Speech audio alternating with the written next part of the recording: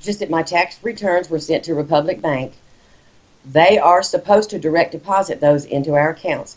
It did not happen. They held my money until I was literally in financial dire need of it, and they still continued to hold my money. I had to go all the way to their CEO to get my money, which is ridiculous.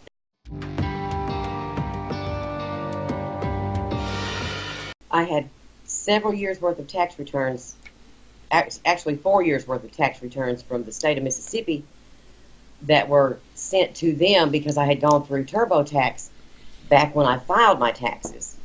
So it took forever for me to resolve it with the state, and then instead of sending them to me, they sent them to the deposit account that was on the return. They received the money at Republic Bank. About a week or a week and a half after that, I called, finally found out where the money was sent to. I called them. They hadn't notified me or sent me anything or nothing. So I told them that I had to have my money. They were going to send the checks back. I said, no, don't send them back. Send them to me. Just direct deposit them into my account, which is what they're supposed to do when they receive those checks for those particular years. And she said, well, it'll be about 2 weeks and we'll have to cut you a manual check. No, no, no. I told her, no, I need to speak to a supervisor. So I spoke to the supervisor, several of them, as a matter of fact. I mean, I waited. Every time you call, you have to wait for like 45 minutes on hold, okay? When you finally do get them, nobody knows nothing. Everybody, they don't have the authority to make this decision. I said, are you people not a bank? Do you not have a way to direct deposit? Well, yes, but we just don't do that. Well, then let me speak to a supervisor. So, it was supervisor after supervisor. They kept telling me that they had then like 4 or 5 days after that, a lady called me and said that the check had been mailed to me. Okay, well, I waited about 5, 6 more days. I still didn't have it. I said, check the address, make sure it's my current address. She checked the address. She said, yes, it's been sent to that address. At least a dozen times on a dozen different calls, they confirmed that it went to my current address. I said, y'all don't understand. I'm going to be evicted if I don't get this money, okay? You are causing me hardship. Well, okay, let me speak to whoever is in charge, who is the supervisor's supervisor, Let me speak to your corporate people. They didn't have no numbers for them. They couldn't even tell me the city that their corporate office was in. So I just it was just, in other words, they held my money for that length of time and then continued to hold it for another 2 weeks after that.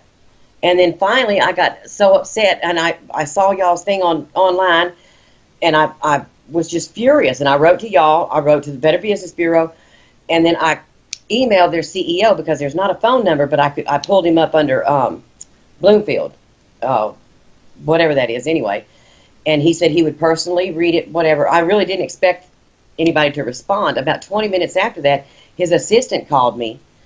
It immediately overnighted me a check. It was a 2-party check, so I had to wait 4 more days because it was Martin Luther King Day. So I had to wait even longer.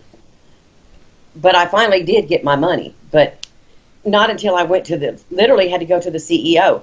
They lied to me. The assistant to the CEO told me that it was sent to my old address and that she didn't know why that they were continuously telling me that.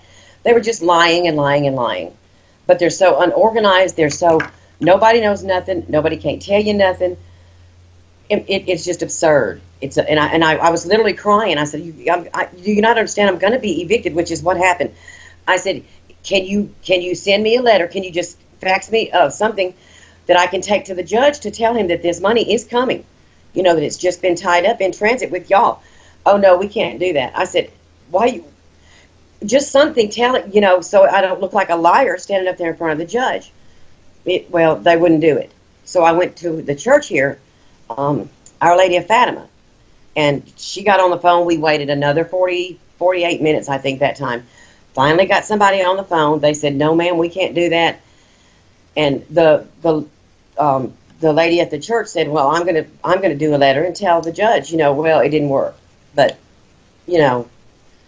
the bottom line was they tied my money up for 21 plus days.